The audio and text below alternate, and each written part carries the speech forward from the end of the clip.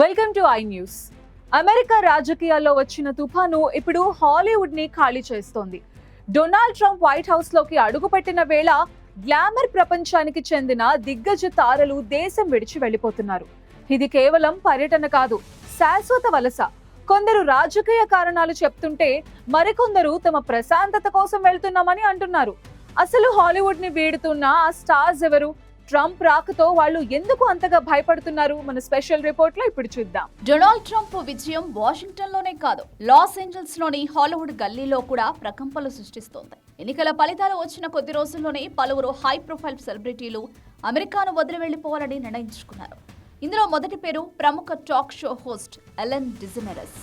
తన భార్య Portia D రోసితో కలిసి ఎలెన్ ఇప్పటికే ఇంగ్లాండ్ కు మకాం మార్చేసింది.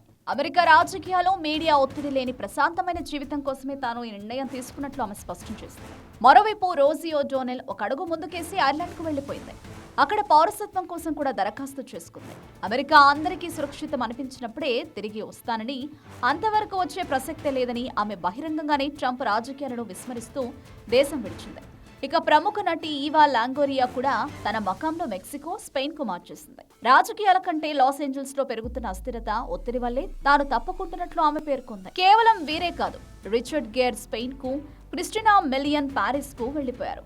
మరికొందరు తారలు హాలీవుడ్ అంటేనే ఒక విరక్త భావంతో దేశం దాటుతున్నారు. నిరంతరం పాపరాజీల వేధింపులు, సోషల్ మీడియా ట్రోలింగ్, వీటికి తోడు మారుతున్న రాజకీయ సమీకరణాలు హాలీవుడ్ స్టార్స్ ను ఉక్కిరిబిక్కిరి చేస్తున్నాయి.